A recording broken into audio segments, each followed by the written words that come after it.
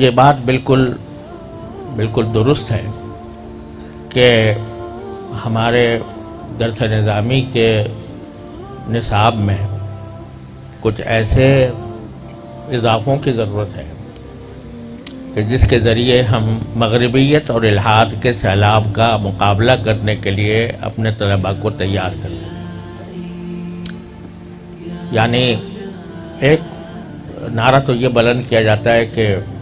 قدیم و جدید تعلیم کا امتزاج پیدا کر دیا جائے، وہ تو در حقیقت اس نقطہ نظر سے ہے کہ تاکہ یہاں سے جب طالب علم جائے تو وہ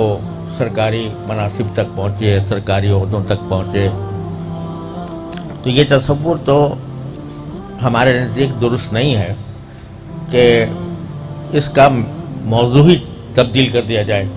درس نظامی کا۔ لیکن ایک عالم کو بحیثیت عالم اپنے زمانے کے جن حالات سے باخبر ہونا چاہیے اور اپنے زمانے کے حالات میں وہ دین کو مؤثر انداز میں دوسروں تک پہنچانے کا جو سلیقہ ہونا چاہیے وہ پیدا کرنا بڑا ضروری ہے۔ آج سے میں نے جب وفاق المدارس کی صدارت کی ذمہ داری مجھ پر آئی تو میں نے وفاق المدارس العربیہ کے جو مختلف عاملہ کے اجلاسات شروع سے ہوئے ہیں ان سب کی حالات میں ان سب کی قراردادوں کو میں نے پڑھا، تو اس میں وفاق المدارس العربیہ کے اصل جو صدر سب سے پہلے صدر تھے حضرت علامہ شمس افغانی صاحب رحمۃ اللہ علیہ، ان کی ایک تقریر میں نے پڑھی، اسی مجلس عاملہ میں انہوں نے تقریر کی تھی، اور اس کا حاصل یہ تھا کہ آج کی دور کا سب سے بڑا فتنہ وہ مغربیت ہے، یہ لفظ انہوں نے استعمال فرمایا۔ اور وفاق المدارس العربیہ کو یہ چاہیے کہ اپنے نصاب و نظام کو اس طرح بنائے کہ اس میں مغربیت کی طرف سے جو سیلاب آیا ہوا ہے اس کا مقابلہ کرنے کی استعداد طلبہ میں پیدا ہو۔ یہ آج سے کوئی آپ تقریباً تو سمجھو کہ 50-60 سال پہلے حضرت علامہ شمس افغانی صاحب رحمۃ اللہ علیہ نے یہ بات فرمائی تھی، لیکن اس پر جس طرح عمل ہونا چاہیے تھا ابھی تک نہیں ہو پایا۔ اس کی ایک وجہ یہ تھی کہ پہلے ہمارے جو حضرات اکابر گزرے ہیں جنہوں نے یہی درس نظامی پڑھا ہے تو وہ اتنی دقت نظر کے ساتھ پڑھا تھا اور اس طرح اس کو اپنے اندر سمویا تھا کہ اس میں ایسے اصول خود بخود ان کے ذہن کے سانچے میں آ گئے تھے جن کو مد نظر رکھتے ہوئے دنیا کے ہر اعتراض ہر شعبے کا جواب ہو سکتا۔ اب اگر آپ حضرت نانوتوی رحمۃ اللہ علیہ کی رسائل پڑھیں، دیکھیں حضرت نانوتوی جو کچھ تحریر فرمایا یا جو تقریریں کی تھی، تو اگر ان کو دقت نظر سے پڑھا جائے تو اس میں ان موجودہ مغربیت کے فلسفوں کا جواب موجود ہے۔ اسی طرح حضرت حکیم الامت مولانا شبری صاحب تھانوی رحمۃ اللہ علیہ کی جو رسالہ ہے الانتباہات المفیدہ جو ہمارے ہاں داخل درس بھی ہے، اس کو اگر ٹھیک طرح سمجھ کر پڑھا جائے تو اس میں تمام یہاں تک کہ نئے پیدا شدہ اعتراضات کا بھی جواب موجود ہے، یعنی اس کے اصول بتا دیے گئے ہیں۔ تو وہ حضرات اس کو کافی سمجھتے تھے، لیکن اب ایسی صورتحال پیدا ہو گئی ہے کہ یہ بھی کتابیں بس ایک سرسری انداز سے پڑھ لی اور پڑھا لی جاتی ہیں اور ان کے اندر جو دقائق جہاں ہیں اور ان کی تطبیق جس طرح موجودہ افکار کے اوپر ہو سکتی ہے اس کی تفصیلات میں جانے کا یا تو استعداد نہیں ہے یا اس کی تعلیم و تربیت اس قدر نہیں ہوتی۔ لہذا ضروری ہے کہ ہم اپنے نصاب کے اندر ایسی چیزیں شامل کریں جو اس مغربیت کے سیلاب کا مقابلہ کرنے کے لیے اپنے طلباء کو تیار کیا جا سکے، اور اس کے لیے الحمدللہ کام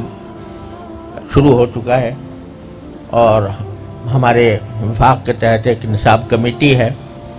تو اس میں یہ بات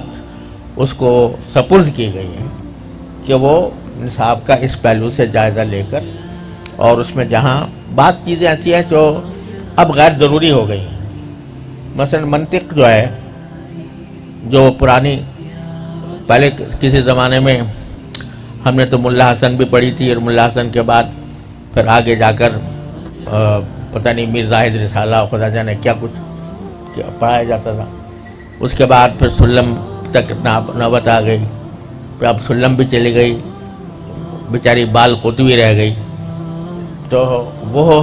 اس طرح تک بات پہنچی ہے۔ لیکن بہرحال ضرورت اس بات کی ہے کہ ان مضامین کو جو غیر ضروری ہیں ان کو مختصر کیا جائے، اور اس میں ایسے جدید مسائل کا اضافہ کیا جائے کہ جن کی موجودہ دور میں ضرورت ہے۔ آپ نے جو فرمایا کہ جب ہم کبھی اسکول کالج میں جاتے ہیں، وہاں پر پڑھانے کی نوبت آتی ہے، تو وہاں کے ماحول میں جو اصطلاحات چلتی ہیں ہم ان سے بے خبر ہوتے ہیں، الا یہ کہ ہم خود اپنا مطالعہ کریں۔ تو یہ صرف اسکول کالجوں کی بات نہیں ہے، اگر ہم کبھی کسی جگہ کوئی دین کی تبلیغ کے لیے، دعوت کے لیے کوئی خطاب کریں، تو وہاں پر بھی ایسے ماڈرن افراد کا مجمع ہوتا ہے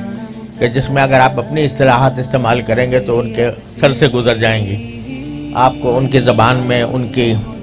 اسلوب میں بات پہنچانے کی ضرورت ہوگی۔ تو اس وجہ سے اس نقطۂ نظر سے الحمدللہ وفاق میں کام شروع ہوا ہے، لیکن اس میں ایک دشواری یہ ہے کہ آج ہم شہر میں بیٹھ کر ایک بات کر رہے ہیں، اور بہت سے مدارس ایسے ہیں جو بالکل دیہات میں واقع ہیں، اور وہ عادی ہیں کہ ان کے ہاں جو فضیلت اور کمال کا جو مدار ہے وہ میر زاہد رسالے پر ہے، اس میں جو ہے وہ ملا جلال کے اوپر ہے، وغیرہ وغیرہ۔ تو جب ان کے سامنے اس قسم کی بات آتی ہے تو ان کو بہت اچنبھی لگتی ہے، اور وہ بعض اوقات اس کی مخالفت بھی کرتے ہیں، لیکن ظاہر ہے کہ حقائق کو نظر انداز نہیں کیا جا سکتا، تو اس کو پیش نظر رکھتے ہوئے ہم انشاءاللہ تدریجاً یہ کام کرنا ہمارے پیش نظر ہے وفاق کے ذریعے، اور انشاءاللہ یہ کام رفتہ رفتہ ہوگا۔ لیکن اس دوران جو آپ نے تجویز پیش کیا ہے وہ بہت بہترین ہے کہ ہم مختلف چھٹیوں میں مختلف قسم کے کورسز کرائیں، اور اس میں اپنے طلباء، اپنے فضلاء جو ہمارے باہر ہیں، تو ان کو دعوت دیں کہ اس میں وہ شریک ہوں۔ جیسے کہ 3 کورسوں کا آپ نے حوالہ دیا، وہ اسی نقطۂ نظر سے کیے گئے تھے کہ تاکہ ہم جو باہر حضرات ہیں ان کو مختلف موضوعات پر تیار کیا جائے۔ تو انشاءاللہ ہم اس بات کو بھائی سب حضرات دارالعلوم کے اس کو پیش نظر رکھیں، اور آئندہ اسی طرح ہمیں بتا دیں کہ سردیوں کی چھٹیاں کب ہوتی ہیں اور گرم علاقوں میں کب ہوتی ہیں، اس کے حساب سے انشاءاللہ ہم کوشش کریں گے کہ اس قسم کے کورسز یہاں پر تیار کیے جائیں۔